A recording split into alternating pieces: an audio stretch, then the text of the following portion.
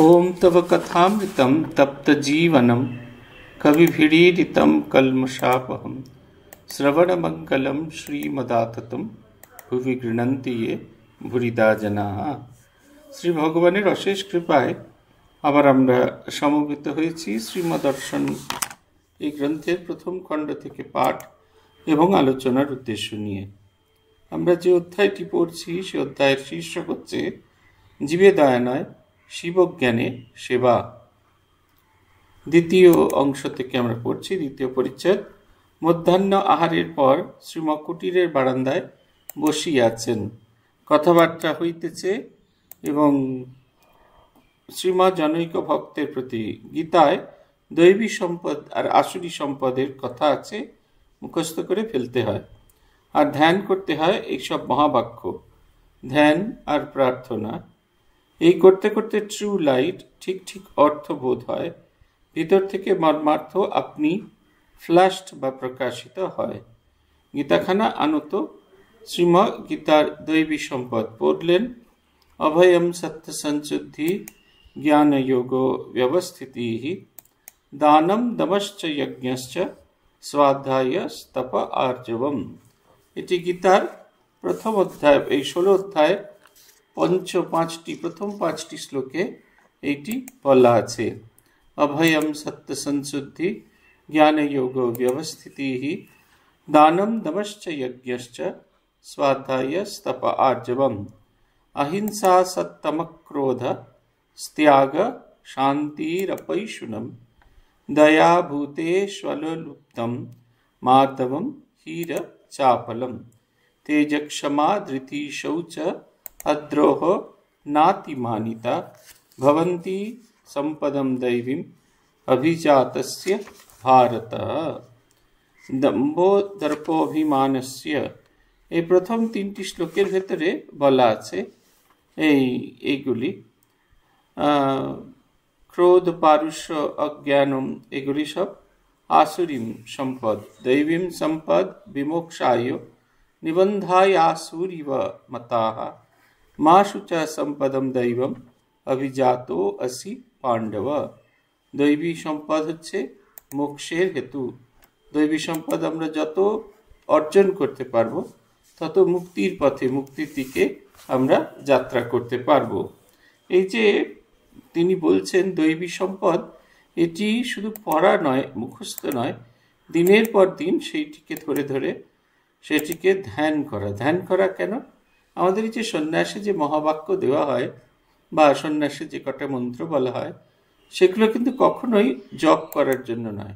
সেটির মূল উদ্দেশ্য হচ্ছে সেটির ধ্যান করা এবং সেটির অর্থকে অন্তরে অনুভব করা, অনুধাবন করা। এইটি হচ্ছে আমাদের উদ্দেশ্য। এই যে যাবতীয় কিছু যে দেওয়া হয়, এগুলোর মূল উদ্দেশ্য হচ্ছে সেই অর্থকে ধ্যান করা, সেই চিন্তা করা। অর্থকে বলছেন না, গীতার দৈবী সম্পদ এবং আসুরী সম্পদের কথা আছে, মুখস্থ করে ফেলতে হয় আর ধ্যান করতে হয় এইসব মহাবাক্য, ধ্যান ও প্রার্থনা। এইতে করতে করতে ট্রু লাইট ঠিক ঠিক অর্থবোধ হয়, ভিতর থেকে মর্মার্থ আপনি ফ্ল্যাশড হয়। এই যে যত চিন্তা করা যায় আমরা দেখব, ততই চিন্তা করতে করতে আমরা অন্তরে অনুভব করতে পারবো যে এই ভাবনা চিন্তাগুলো আমাদের কাছে সঠিক হয়ে যাচ্ছে, আমরা যেন আরো গভীরভাবে এগুলোকে চিন্তা করতে পারছি। তাই বলছেন এটাকে ধ্যান করার কথা বলা হচ্ছে। ধ্যান করলে এর অর্থকে যত ধরে ধরে আমরা যেতে পারবো। এই যে অভয়ম সত্য সংশুদ্ধি জ্ঞান যোগ ব্যবস্থিতি, এইখানে দৈবী সম্পদের লক্ষণ একে একে করে বলছেন। অভয় সত্যশুদ্ধি মানে প্রসন্ন ভাব। আমরা অনেকে একটি প্রসন্ন ভাব ইদানিং আজকাল বজায় রেখে থাকি। আমাদের ট্রেনিং সেন্টারে একজন আচার্য ছিলেন, বর্তমানে প্রয়াত, স্বামী জুষ্টানন্দজি মহারাজ, খুব পণ্ডিত মানুষ। তার সংস্কৃতে বই পাবেন, কঠোপনিষদ, বিভিন্ন উপনিষদ, কঠ ঈশ কেন মুন্ডক মান্ডুক এগুলো আছেই। এছাড়া অন্যান্য আরও কাজ তিনি করেছেন, উদ্বোধন থেকে প্রকাশিত হয়েছে, বাইরে থেকেও প্রকাশিত হয়েছে। অসম্ভব পণ্ডিত মানুষ। বেলুড় মঠে এরকম পণ্ডিত আমরা দেখিনি। একবারে খুব সিম্পল মানুষ ছিলেন। পূজনীয় স্বামী নির্বাণানন্দজি সূর্যি মহারাজের যেমন দীক্ষাগুরু ছিলেন, না, যোগসূত্র ওনার নয়। তাহলে ওই উনি নির্বাণানন্দজি মহারাজের সেবক ছিলেন এবং পরবর্তীকালে এত পণ্ডিত ছিলেন, উনি ব্রহ্মচারী অবস্থায়, তখন ওনার সন্ন্যাস হয়নি, তখন তিনি থেকে ট্রেনিং সেন্টারের আচার্য। শেষকালে আগরতলার কাছে একটি কেন্দ্রে তিনি অধ্যক্ষ হন এবং হঠাৎই তার শরীর চলে যায়। এবং অদ্ভুত ব্যাপার, তার যখন দাহক্রিয়া চলছে, এই জিনিসটি এখনো পর্যন্ত দেখতে পাওয়া যায় না। দাহ ক্রিয়াতে যুক্ত হয়েছেন হিন্দু ধর্মের মানুষরা যেরকম আছে, তেমনি মুসলমান মানুষরা এসেছেন, খ্রিস্টান এবং বৌদ্ধ, এই 4টি ধর্মমতের মানুষজন তাকে এসেছিলেন। তিনি খুব বেশি দিন অধ্যক্ষতা করেননি, এই বছর 2-2.5 হবে। হঠাৎ করে রাত্রিরে যখন তিনি অসুস্থ হয়ে পড়েন এবং তাকে নিয়ে যাওয়ার চেষ্টা করা হয়, গাড়িতেও তোলা হয়েছিল, কিন্তু তার আগেই তার শরীর চলে যায়। সেই অঞ্চলের মানুষজন তাকে ভীষণ ভালোবেসেছিলেন, অসম্ভব লাভিং। আমাদের ট্রেনিং সেন্টারের আচার্য ছিলেন এবং দীর্ঘদিন ধরে বেলুড় মঠের চণ্ডী পাঠক ছিলেন, চণ্ডী পাঠ করতেন, তন্ত্রধারকও হয়েছেন, অসম্ভব পণ্ডিত। এবং সবচেয়ে বড় জিনিস হচ্ছে কোনো রকম আড়ম্বর শূন্য মানুষের অনেক সময় পণ্ডিতদের ওই পাণ্ডিত্য আমি জানি, আমার চেয়ে অন্যেরা কম জানে, এইটা একটা অহংকার হয়ে দাঁড়ায়। এইটুকু তার ভেতরে কখনো আমরা কোনো দিন দেখিনি। আমরা খুব সহজে তার ঘরে গিয়ে হাত পা ছড়িয়ে বসে থাকতে পারতাম। তা তিনি এই যে দৈবী সম্পদগুলির কথা বারবার বলতে গিয়ে বলতেন, এই যে উনি প্রসন্ন ভাবের কথা বলতেন, এই আমাদের জীবনে এই একটি ভাব দেখবে, আমরা কোনো কিছুতে এতটুকু বিরক্ত হই না, সব কিছুতে একটা হাসি দিয়ে রাখে মুখে। উনি একটা নাম রেখেছিলেন রিসেপশন স্মাইল। এই যে সত্যশুদ্ধিতে যে প্রশংসার ভাব, অদ্ভুত একটা আমাদের থাকে না, সেই প্রশংসার ভাবটিকে তিনি বলতেন রিসেপশন স্মাইল। আর যখন খুব আনন্দ হয়েছে, আমরা খুব দাঁত বার করে হাসছি, তখন সেটাকে আমাদের বলতেন ক্লোজ আপ স্মাইল, মানে দাঁত বার করে হাসা, সেটা হচ্ছে ক্লোজ আপ স্মাইল। এই রিসেপশন স্মাইল হচ্ছে জগৎ এখন সেই রিসেপশন স্মাইলের মধ্যে দিয়ে আছে। তাই বলছেন সত্য সংশুদ্ধি মনে প্রসন্নতা ভাব, জ্ঞান মানে শাস্ত্র জ্ঞান, যোগ দান দম মানে বাইরের ইন্দ্রিয় সংযম, যজ্ঞ সাধ্যায় অর্থাৎ শাস্ত্রপাঠ, তপস্যা সরলতা অহিংসা সত্য কথা, অক্রোধ মানে হচ্ছে প্রপীড়িত হয়েও মনের সমভাব রক্ষা করা, ত্যাগ মানে উদাসীনতা, শান্তি অপৈশনম মানে পরনিন্দা বর্জন করা, জীবে দয়া অলোলুপ্তম নির্লোভিতা, অন্যের জিনিস দেখেও যে আমাদের লোভ হয় না, এইটা মৃদু ভাব, এই মার্দমন, মৃদু ভাব ও সফটনেসও আমাদের একটা গুণের মধ্যে অন্যতম গুণ হওয়া দরকার।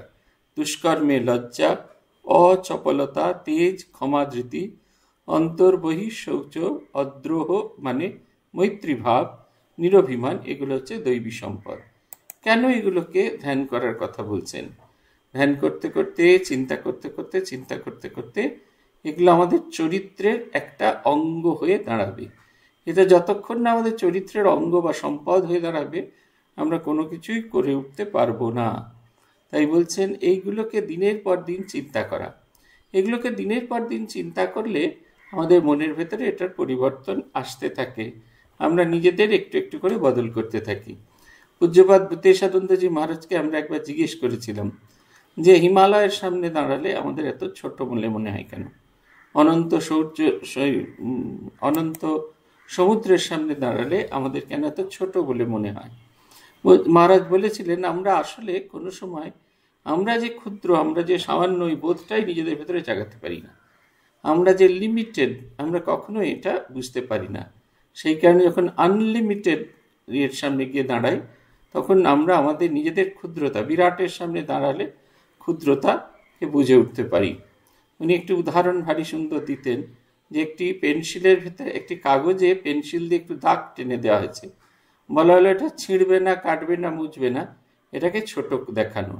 কি করে ছোট দেখাবো? পাশে একটা লম্বা দাগ টেনে দিলে আপনা আপনি আপনার দাগটা ছোট হয়ে যাবে, প্রথম দাগটা ছোট হয়ে যাবে। ঠিক সেই রকম অন্যকে অন্যকে সমালোচনা না করে, অন্যের ক্ষতি না আছে, নিজের ভেতরে যে দিব্য গুণ আছে, ঈশ্বর যে সমস্ত দিব্য গুণগুলো দিয়েছেন, সেগুলোকে যদি আমরা এক্সারসাইজ করতে পারি, সেগুলোকে যদি আমরা জীবনের একটা অঙ্গ করে নিতে পারি, আপনা আপনি আমরা বিরাট হয়ে যাব। আমাদের কারুর ইয়ের মধ্যে লাগবে না, কারুর জন্য কোনো রকম প্রশংসা আমাদের কিছু লাগবে না, আমরা এমনিতেই বিরাট হয়ে যাব। এইগুলি হচ্ছে দৈবী সম্পদ। কেন দৈবী সম্পদ?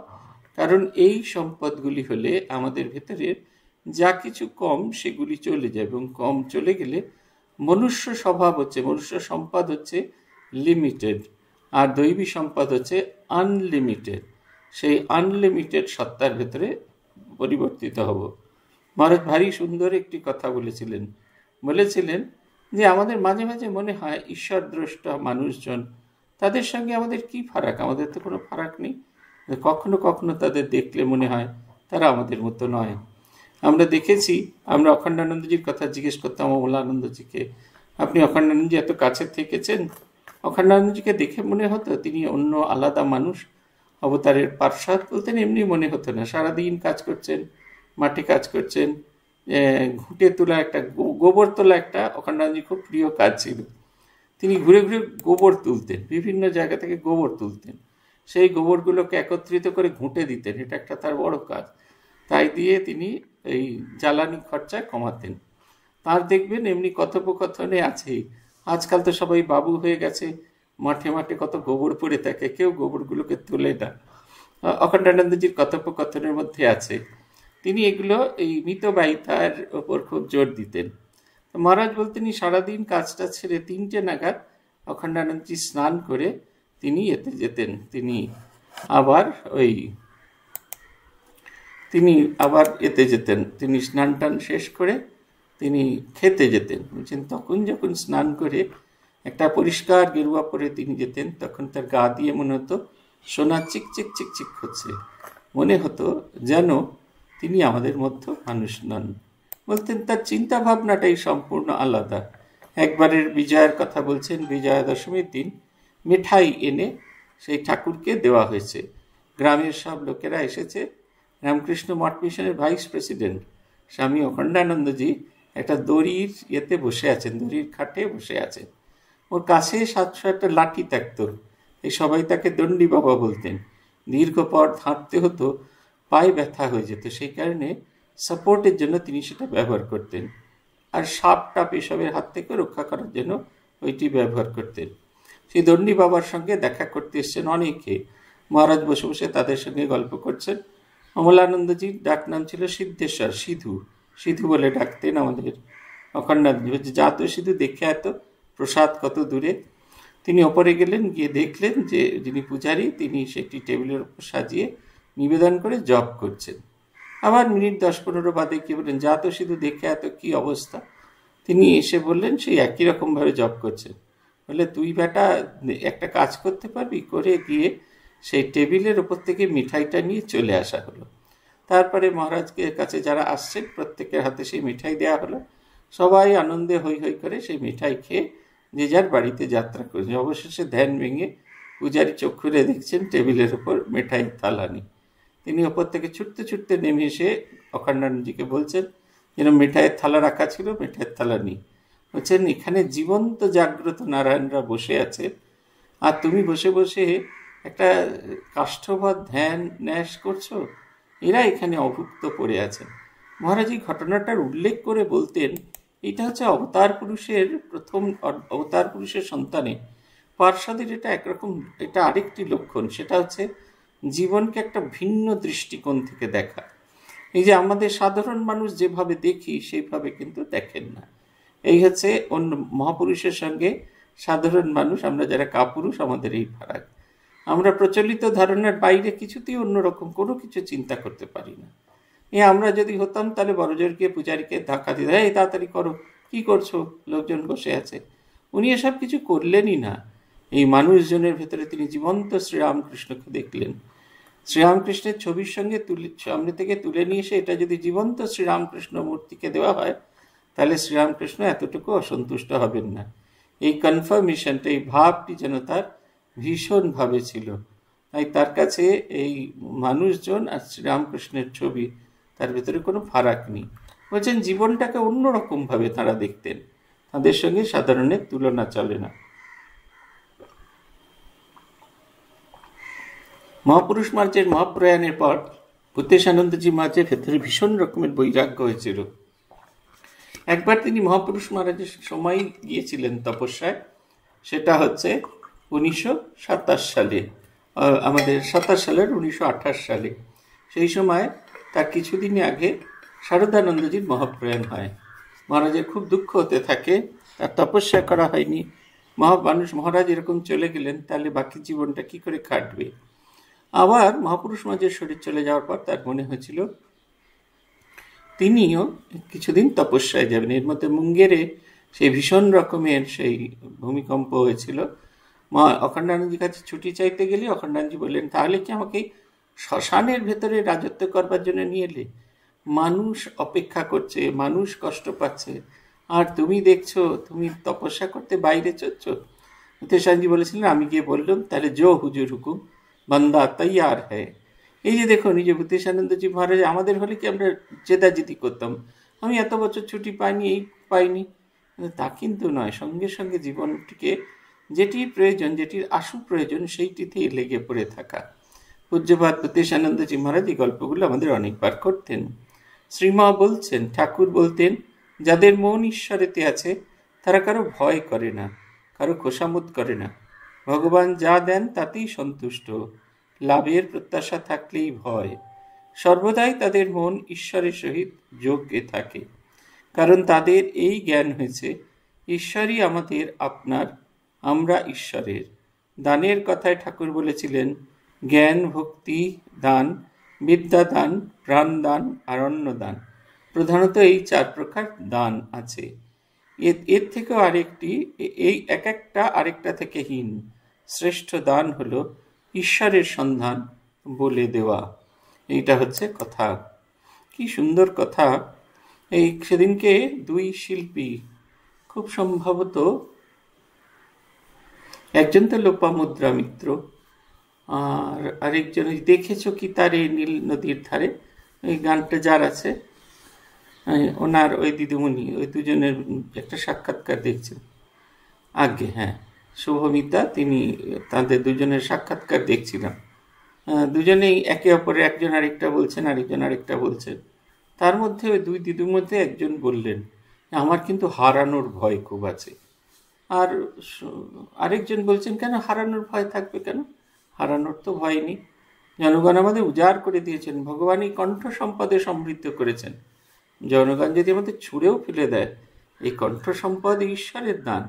আমরা এই দিয়ে ভগবানের গানগুলো, নামগুলো গান করব। লতা মঙ্গেশকরের জীবনীতে আছে, তিনি শেষের দিকে যখন গান গাওয়া কমিয়ে দিয়েছিলেন, গলা একটু ভারী হয়ে গেছিল, সেই কারণে লোকে তার গান আর শুনতে চাইছিল না। যতই কোকিল কণ্ঠী হেনা তেনা আমরা যাই বলি, শেষের দিকটায় কেউ তার গান শুনতে চাইছিল না। আপনারা দেখবেন, কিন্তু তিনি অনন্যা ছিলেন। ও পালন হারে নির্গুণ ন্যারে, এটা ওনার একেবারে শেষের দিকের গান। এই গানটি শুনলেই আপনারা বুঝতে পারবেন তার গলাটা কীরকম পরিবর্তন হয়েছিল, একবারে বদল হতে আরম্ভ করেছিল।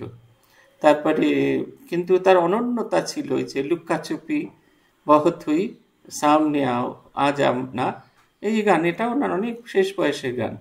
শেষের দিকে তেমনভাবে তারা রেকর্ডিং থাকতো না। আগে যেরকম লতা মঙ্গেশকরের আমরা সাক্ষাৎকার শুনেছি, ভোরবেলা চলে আসতেন স্টুডিওতে, এক স্টুডিও থেকে আরেক স্টুডিও, আরেক স্টুডিও থেকে আরেক স্টুডিও গিয়ে আবার ট্রেনে করে ক্লান্ত হয়ে বাড়িতে ফিরে আসা, সেইটি আর তখন আর তার ছিল না। তাই তার বেশিরভাগ সময় তিনি শ্রীরামকৃষ্ণ স্মরণে গিয়েছিলেন। তার ঘরেতে মা সরস্বতীর সাথে ঠাকুর, মা স্বামীজির 3 জনের ছবি ছিল। তিনি তাদের ভজন গিয়ে শোনাতেন। তিনি ভাবতেন, ঈশ্বর প্রদত্ত এই কণ্ঠ যদি স্বাভাবিকভাবেই মানুষের কাছে না যায়, ভগবান তো আমায় ছুঁড়ে ফেলবেন না। এইটি কথা বলছেন, যার মন ঈশ্বরতে আছে তারা কারো ভয় করে না, কারো খোসামত করে না। ভগবান যা দেন তাতেই সন্তুষ্ট, লাভের প্রত্যাশা থাকলেই ভয়। এ হারানোর ভয় আমাদের সব সময় থাকবে।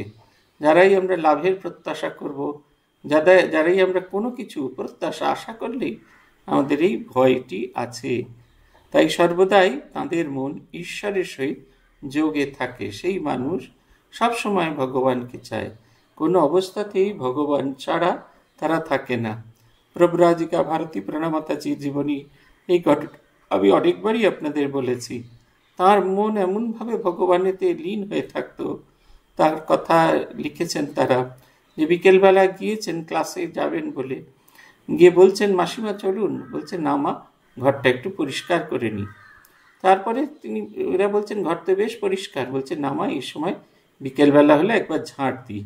তিনি বলছেন পরিষ্কারই তো আছে, বলছে তাও কি হয়, মা আছেন, এই যে বিশ্বাস করছেন মা আছেন, তিনি এই ঘরের তিনি এই পরিবর্তন করতে পারেন না।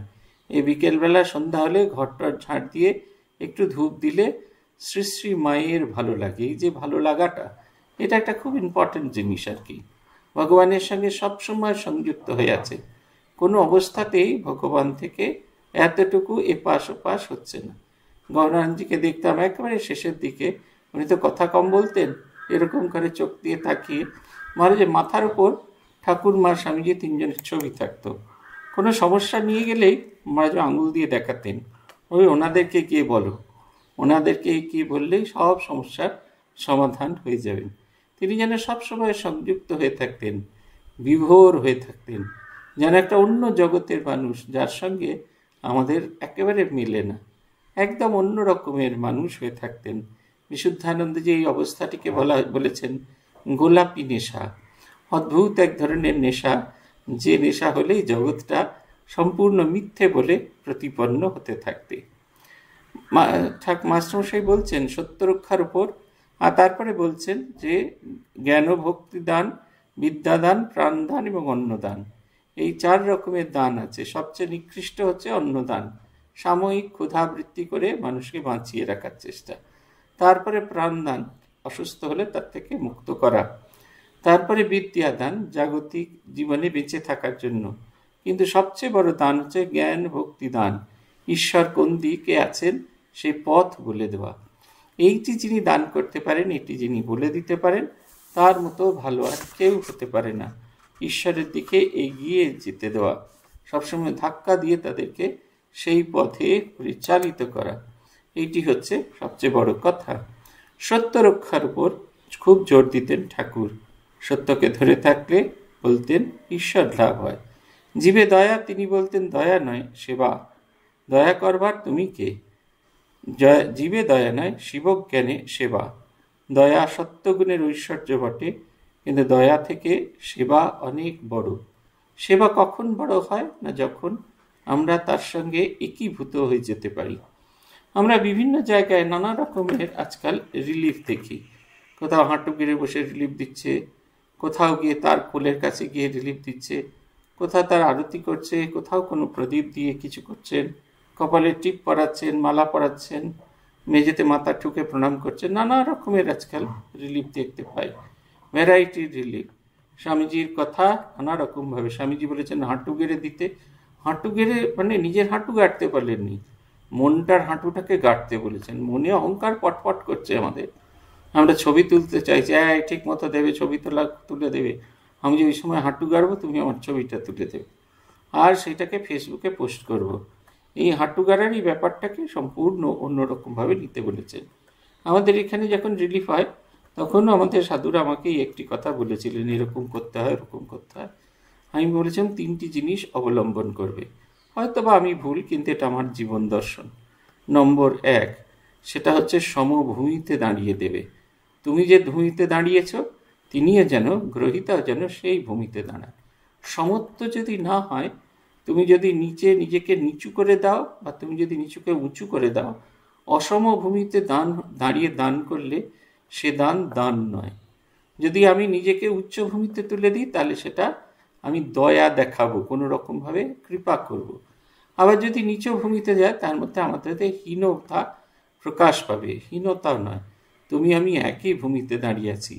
তুমি আমার ভাইকে যেরকমভাবে সাহায্য করি আমরা, ঠিক সেইভাবে সাহায্য করা। 2 হচ্ছে দেবার সময় পায়ের জুতোটা খুলে দেবে। যেমন আমরা পূজা করবার সময় জুতো পরে পুজো করি না, ঠিক সেই রকম। আর হয়ে গেলে প্রত্যেককে হাত জোর করে প্রণাম করবে। তা সেই মানুষটাকে প্রণাম নয়, সেই মানুষের ভেতর যে নারায়ণটি বিরাজ করছেন তাকে প্রণাম করা, প্রতি নমস্কার করা। তিনি আমাকে প্রণাম করুন না করুন, আমার সামনে যে মানুষটি আছে তার ভিতরে অন্তর্নিহিত যে নারায়ণ, যার সেবা করতে বসেছি তাকে প্রণাম করা। এই তিনটে জিনিস আমি আমার সাধুদের সবসময় বলি, এই তিনটে জিনিস সবসময় পালন করবে। এতে আরতি করতে হবে না, কিচ্ছু করতে হবে না। এক জায়গায় গিয়েছিলাম, প্রদীপ টদীপ সব তৈরি করে রেখেছেন, ছোট শিশুদের জামা কাপড় দেওয়া হচ্ছে। বাচ্চাগুলো জামা কাপড় পেয়ে কি আনন্দ করছে। আমরা পাঁচজন করে ডেকে ডেকে তুলছি। খুব খিদে পেয়ে গেছে তাদের, আমাদেরই খিদে পেয়েছে, ওইটুকু বাচ্চাদের তো খিদে পাবেই।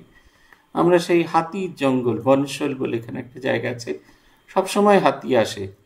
এই তারা বাড়ি থেকে এসে যে জামা কাপড় নেবে খেয়ে দিয়ে আসেনি। আর আমরা যখন পৌঁছেছি তখন প্রায় 11:15 বাজে। ওটা হচ্ছে শেষ গ্রাম যেখানে গিয়ে আমরা পৌঁছেছি।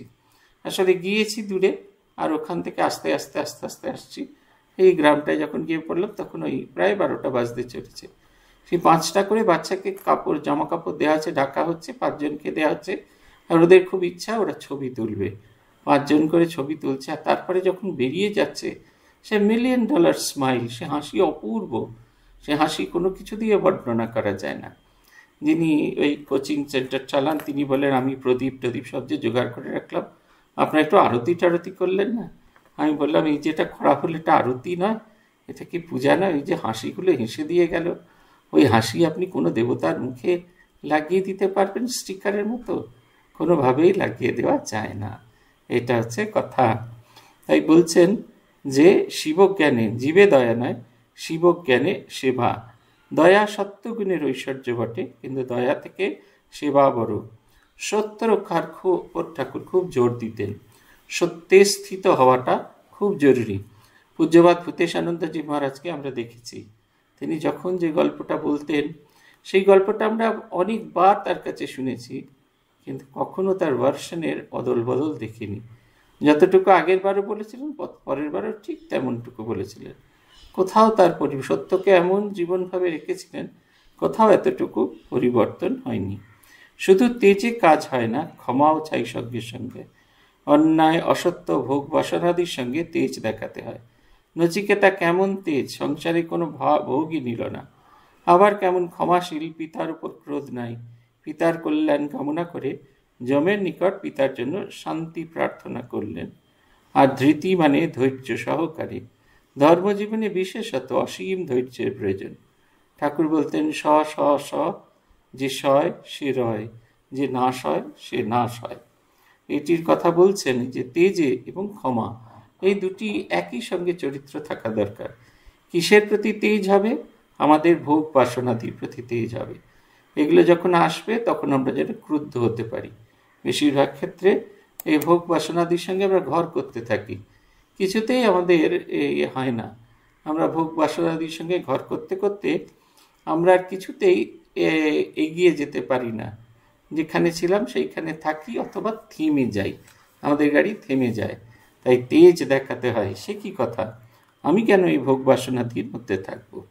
নচিকেতার তেজ সংসারের কোনো ভোগই সে নিলেন না। কত রকমভাবে যৌন তাকে প্রলোভন দেখালেন, এই দেবো, তাই দেবো, সেই দেবো। বারবার তিনি একটাই কথা বলতে থাকলেন, দেবে তো বটে, আমিও নেব বটে, কিন্তু এই যে মাথার উপর যে মৃত্যু খাঁড়াটা ঝুলছে, সবসময় তো মনে হবে ওই বোধহয় ঝরে পড়লো, ওই বোধহয় ঝরে পড়লো, ওই বোধহয় ঝরে পড়লো। সেটা কি ঠিক হবে? সেটা কখনোই কোনোভাবেই ঠিক হবে না। এটা হচ্ছে কথা। এই বোধটা আমাদের নিজেদের ভেতরে সর্বদা জাগিয়ে রাখতে হবে। আবার একই সঙ্গে তার বাবা, যিনি তাকে জমের কাছে দান করেছিলেন, মৃত্যুর দিকে যাত্রা করতে আদেশ করেছিলেন, তার প্রতি কতটা ক্ষমাশীল। কেন ক্ষমাশীল? না, তার বাবা সেই যে দান করেছিলেন, সেই এমন এক ধরনের পশু, এমন গরু দিয়েছিলেন যে আর কোনোদিন ঘাস খাবে না, যে আর কোনোদিন দুধ দেবে না, যে আর কোনোদিন কোনো কাজ করতে পারবে না। তার বাবা জানতেন এই অকেজো জিনিসগুলো দিয়ে ব্রাহ্মণদের কোনো কাজ হবে না, তথাপি তিনি তাকে এইগুলো দিয়েছিলেন। তার এই যে পাপ, সেই পাপ অপনোদনের জন্য তিনি যমের কাছে ক্ষমা প্রার্থনা করেছিলেন, যাতে মৃত্যুর তীর্ণ জীবনে তাকে যেন এই কর্মের জন্য খুব বেশি কষ্ট পেতে না হয়। আর ধৃতি মানে হচ্ছে ধৈর্যের দরকার। সাধারণ জীবনে ভীষণ ধৈর্যের দরকার। আমরা অনেক সময় অধৈর্য হয়ে যাই, কই মহারাজ কিছু তো হলো না, এই জপ ধ্যান করে কই কিছু তো হলো না। আমার ভিতরটা কিরম যেন ঠক ঠক ঠক ঠক করে কাঁপছে। সেদিনকে একজন লিখেছিলেন আমাকে, জপ করতে গিয়ে কিরকম ঠক ঠক ঠক ঠক করে নাকি তিনি কাঁপছেন, তার মনে হচ্ছে তিনি যেন কারুর দ্বারা প্ররোচিত হচ্ছেন। আমি বললাম রামকৃষ্ণ নাম, লঙ্কা মারা নাম, এই বিষয়টিকে আমি ঠিক জানি না, এই বিষয়ে কিছু বলতে গেলে নিজের গুরুর সঙ্গে দেখা করো। তিনি একটি গল্প বলেছিলেন, দুজন তপস্বীর সঙ্গে নারদের দেখা হলো। কবে মুক্তি হবে এ কথা জিজ্ঞাসা করায় নারদ উত্তর দিলেন, এই গাছে যত পাতা তত বৎসর পর। একজন আনন্দে নৃত্য করতে লাগলো, ধৈর্য ধরে ভজন করে যেতে লাগলো। অপরজন ধৈর্য হারিয়ে তপস্যা ছেড়ে দিল। ধৈর্য বড় দরকার, যে কোনো কাজের জন্য ধৈর্য দরকার, অধৈর্য হলে কিছুতেই হয় না। স্বামীজি বলছেন, সেদিনকে একজনের কথা শুনলাম, ভারী ভালো লাগলো। তিনি বলছেন, তাকে জিজ্ঞাসা করা হচ্ছে জীবনের সাফল্যের মূল কথা কি, কি দেখলে তুমি নিজেকে সফল বলে মনে করতে পারো, তোমার যে সফলতা তার পেছনের কাজ কি। ভারী সুন্দর স্বামীজির এই কথাটা বললেন। Take up an idea, think of it, dream of it, make that idea your own, let your nerves and brains and blood, everything should think of it only. বলছেন একটাই মাত্র আইডিয়াকে ধরে রাখতে হবে, সেটা নিয়ে সে এমনভাবে চিন্তা করবে সারাদিন তুমি সে ভিন্ন আর কোনো কিচ্ছু চিন্তা করছো না। তোমার স্বপনে, শয়নে, জাগরণে শুধু একমাত্রই চিন্তা, কেমন করে সেই অবস্থাকে পাবে, কি অবস্থায় কেমন করে গেলে তুমি সেই জায়গায় পৌঁছতে পারবে। এটাই ভারী সুন্দর কথা বলছেন। বলছেন এইগুলি যত আমাদের ভেতর থাকবে, এগুলিকে যত আমরা নিজেদের ভেতরে বিকশিত করতে পারব তত ভালো। তিনি অনেকগুলি বলেছেন, তার মধ্যে প্রথম এটি আমার ভারী ভালো লেগেছিল। তাই বলছেন ধৈর্য কখনো ছেড়ে দেবে না। পরপীড়নই পাপ, তা উহাই হিংসা।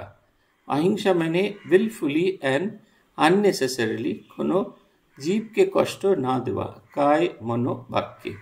অহিংসা শব্দটার অর্থই তাই। বহু সময় আমরা অহিংসার অন্যরকম অর্থ করে থাকি। কি রকম অর্থ? যে কাউকে আমি মারবো না, ধরবো না, ওরকম নয়। কাউকে স্বেচ্ছায় এবং অকারণে কষ্ট দেব না। আমরা বেশিরভাগ সময় অকারণে মানুষজনকে কষ্ট দিয়ে থাকি। একজন স্বামীজির কথা, আমি এখন নাম বলবো না তার, তিনি এখনও শরীরে আছেন, একটা সময় হেডকোয়ার্টার্সে এই বড় দপ্তরে ছিলেন। আমরা বারাসাত মঠ থেকে গেছি, ওই বিভিন্ন ফান্ড থেকে অনেক সময় বিভিন্ন আশ্রমকে টাকা দেওয়ার ব্যবস্থা করা থাকে।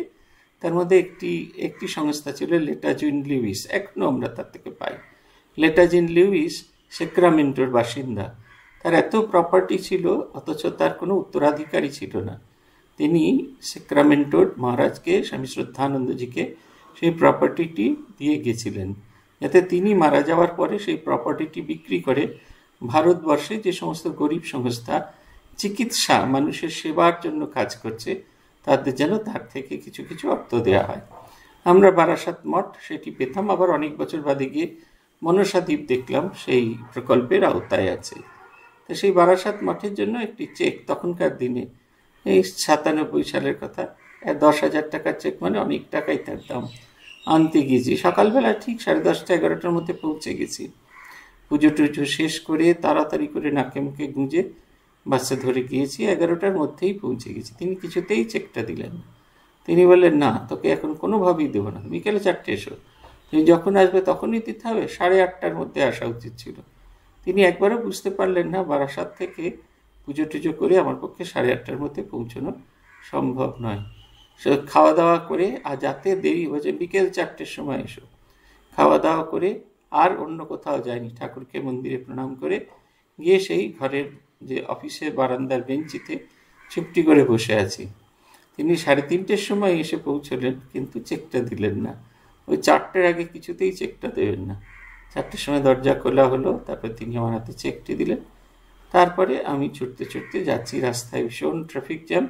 অবশেষে রাত 8টার সময় গিয়ে পৌঁছলাম। মহারাজ ছটফট ছটফট ছটফট ছটফট করছে। তারপর তিনি স্মরণানন্দজিকে জানালেন। শুধু তাই নয়, স্মরণানন্দজি সেই সাধুকে খুব বকাঝকা করেছিলেন।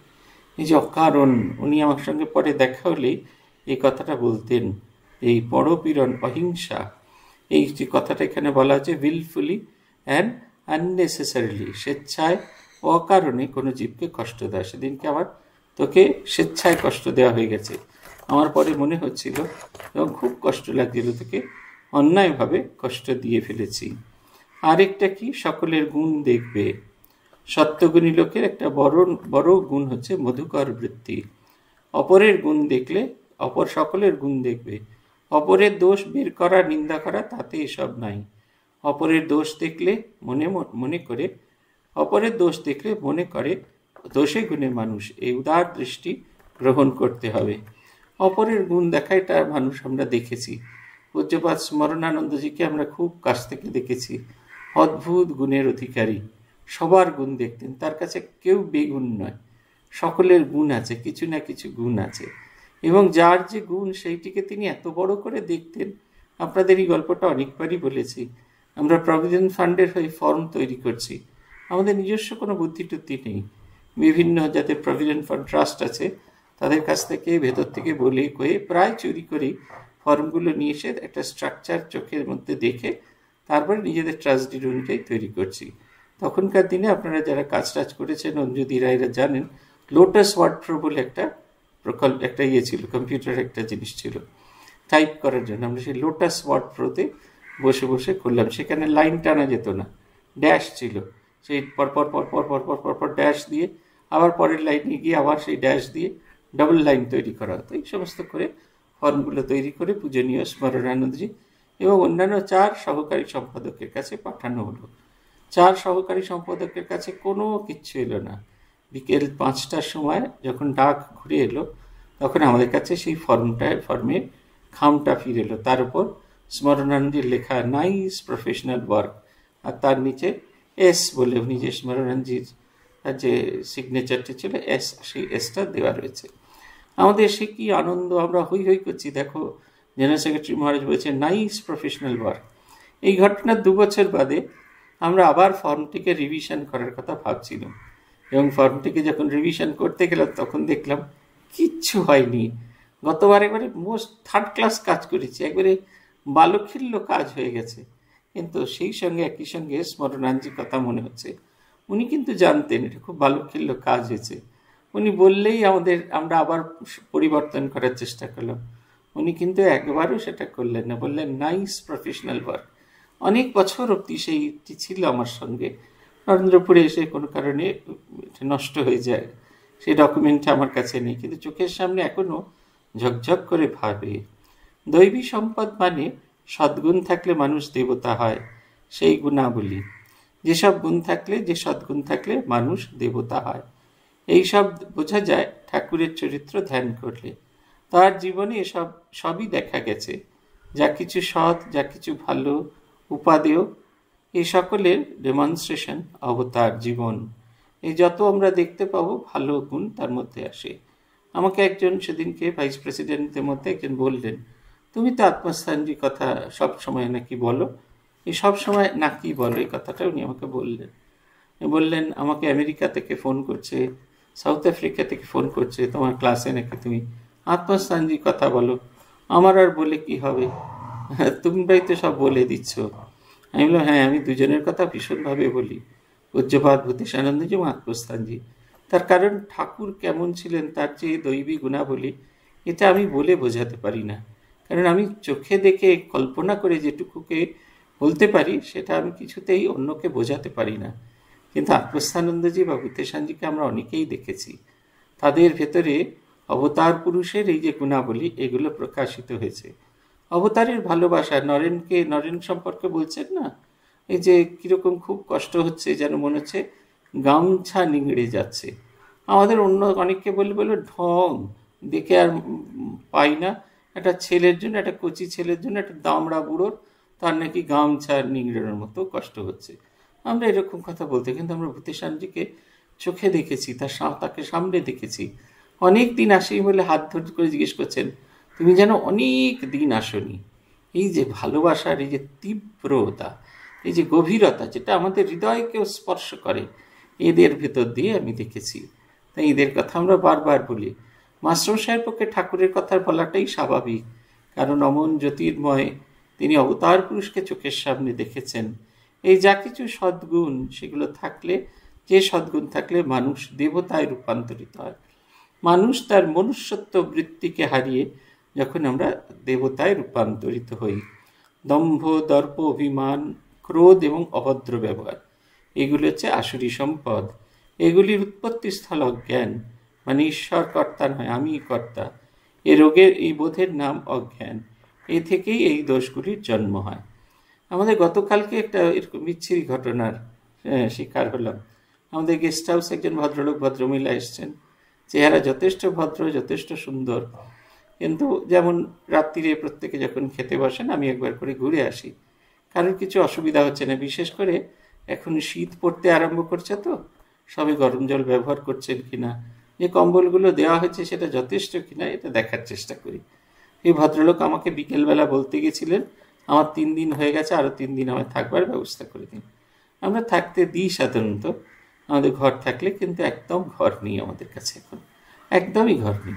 এমনকি আমাদের যদি ম্যানেজিং কমিটির সদস্যরাও আসে তাদেরও থাকতে দিতে পারবো না, কেউ স্পেশাল গেস্ট হলেও থাকতে দিতে পারবো না। আমাদের অবস্থাটা এতই তীব্র, এতই টানাটানি করে আমাদের চলছে। তা আমি বললাম যে অন্য সময় হলে বললেই হবে, অমুক চ্যানেল, এটা সেই রাম শ্যাম লক্ষণওয়ালা চ্যানেল আছে, অমুক চ্যানেল বলেছে আপনার 5 দিন থাকতে দেন আর এই খেতে দেন। কোথায় চিকেন? হ্যাঁ, চিকেন নেই, এসব কিছু নেই, কোথায় চিকেন ছিল? তারা যে লিখলো, তারা যে ছবি তুলে দিল, খুব খুব তীব্র ভাবলাম। হ্যাঁ, সেটা নিশ্চয়ই শুক্রবার ছিল ছাত্রদের জন্য, ওই দিনকে মুরগির মাংস রান্না হয়, ওই দিনকে যেই আসে সব অতিথিদের আমরা একই রকম খাবার দিয়ে থাকি। হ্যাঁ, ভালো কিছু দেওয়ার নাম নেই। আমাদের 3 দিনের বেশি থাকতে, এটাই আমার সবচেয়ে বড় অপরাধ। খুব যাচ্ছে তাই করে বললেন। আমি বললাম, হ্যাঁ আপনি ঠিকই বলেছেন, আমরা 3 দিনের বেশি থাকতে দিই না, কিন্তু যখন খালি থাকে তখনই দিই না। আর কী করে দেবো? আপনার খালি আছে, আপনার এই সমস্ত বলতে থাকলে। পোশাকে আশাকে ভীষণ রকমের ভদ্র, ভীষণ রকমের ভদ্র, কিন্তু ব্যবহারটা একেবারে ভীষণ রকমের অভদ্র। আমরাও যেরকম হাঁ করে দেখছি, বাইরে যারা অতিথি এসছেন তারাও সেই হাঁ করেই তাকে দেখছেন, সবাই মিলে হাঁ করে তাকে দেখছেন। সম্বিত হলো তার অনেক পরে, যখন চিৎকার চেঁচামেচি শেষ হয়ে গেল তখন তার সম্বিত হলো কাজটা ঠিক হয়নি। আমি বাকিদের করে ঘুরে চলে গেছি ঘরেতে। আজকে আমার পুজো ছিল, তাই আমি ঠাকুর পুজো করতে যাওয়ার আগে প্রত্যেক দিন যাওয়ার সময় যদি কোনো ভালো ফুল থাকে, যেগুলো যারা তোলে, এখন তো ছেলেরা তোলে না, এখন ছেলেরা নেই, অন্যেরা সাধুরা তোলে, সাধুরা তুলতে তো অনেক সময় কোনো ফুল মিস হয়ে যায়। ফুলগুলো তো তৈরি হয়েছে ঠাকুরের জন্য। তো সেই রকম এক ধরনের গোলাপি পঞ্চমুখী জবা, ভারী সুন্দর দেখতে। আর নতুন শিউলি ফুল লাগানো হয়েছে, প্রচুর ফুল ফুটেছে।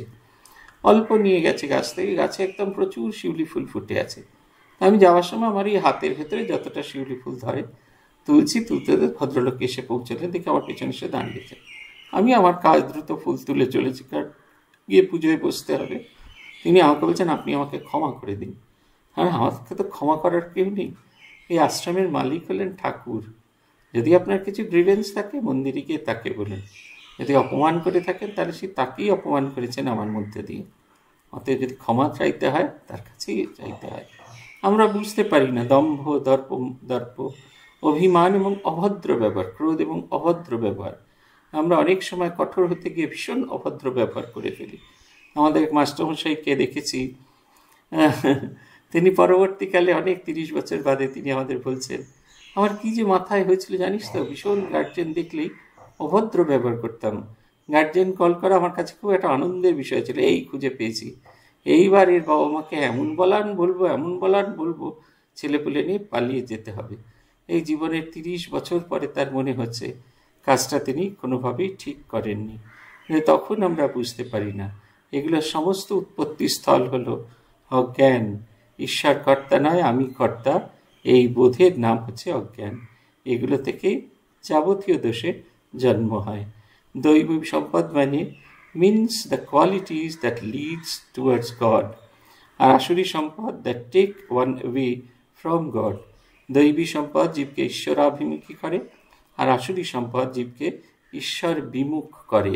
এইটা আমাদের মনে রাখা দরকার।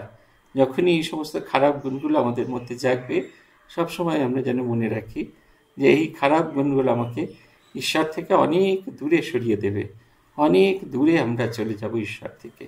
এইটি যদি মনে হয় তাহলে দেখবেন আমাদের ভেতরে আপনা আপনি দৈবী সম্পদ আসবে। এই আসুরি সম্পদগুলোকে আমরা পরিত্যাগ করতে পারবো। আজ এই পর্যন্ত। ওম প্রণতানাম প্রসীদত্বম দেবী বিশ্বর্তি হারিণী त्रैलोक्यवासिनां मध्ये लोकानां वरदा भव। ओम शांति ओम शांति ओम शांति।